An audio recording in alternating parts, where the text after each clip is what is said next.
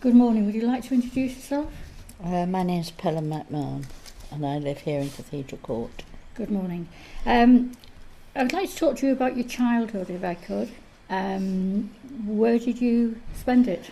Well, I was born in East London and bombed out of it. What part of East London? It's now called Ilford Redbridge, but it used to be Ilford Essex when I was born there. Right, so it's now come under the London boroughs, is it now? Yes, it's Greater London. Yeah. And I was evacuated up here as a 4-year-old to Manchester initially.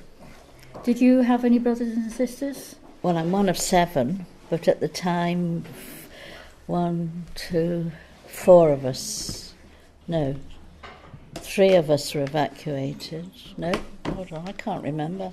That's all right. There was my eldest brother, there's myself, my brother who now lives in Bolton, and my second sister. She was a baby, and mother. We came together. Yeah, good. Can you tell me a little about your life as then? You know, what did you do? What was your favourite things? But when I was a child? When you were a child? Ducking the bombs, getting out of the way of people, and looking after my little brothers and sisters. That was our life. Did you get any enjoyment at time? Did you get any leisure time apart from doing that? Or did you get any fun out of sort of when the bombs, you see in books of them climbing on bomb sites and things like that? No, I hate all those things because my life was none of those things. I was sitting in the kitchen, just before we were evacuated up here, I was sitting in the kitchen and Mother had the little girl, Claire, on her lap.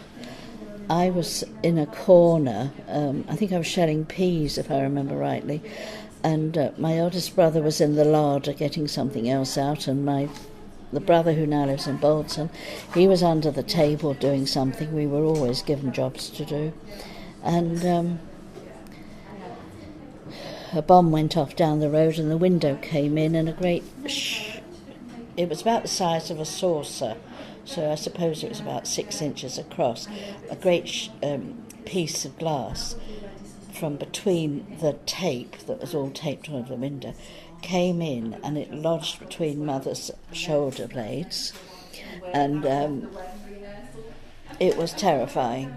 As a child it was terrifying, and I ran forward thinking I'd grab it, and my mother screamed at me, "Don't touch it, don't touch it." And my eldest brother came out of the larder, because it was quite that's how houses were in those days, and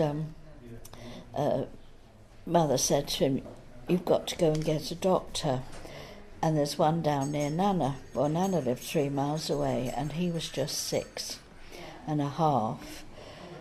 And with bombs falling, he walked 3 miles to Grandma, and it came back with a doctor. Mother was sitting there, the blood was coming down, but it wasn't pouring out, it was dripping down her clothes, and her clothes, which in those days all your clothes were cotton, so the cotton absorbed the blood, and the blood was spreading all over the cotton blouse and petticoat and everything.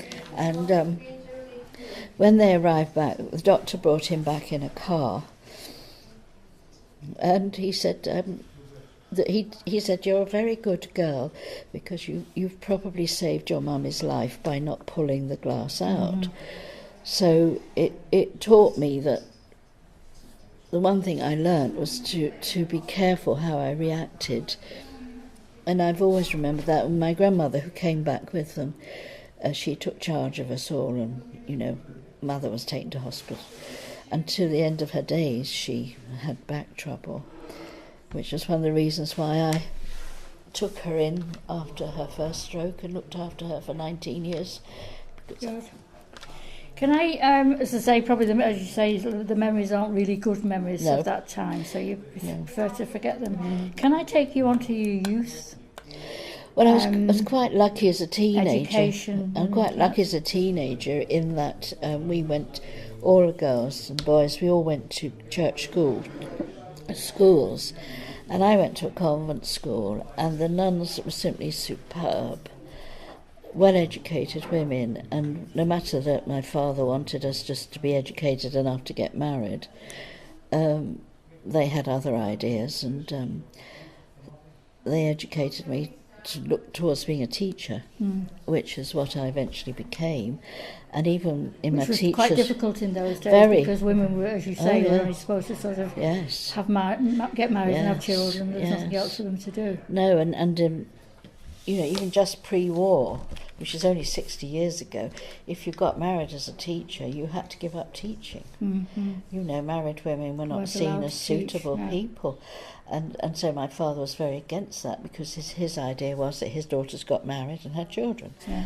And so it was a completely different attitude that I faced, but I was lucky in that those same nuns helped me all through my life, right up until I finished teaching, because I was looking after my mother and my husband and my father, and trying to I was the income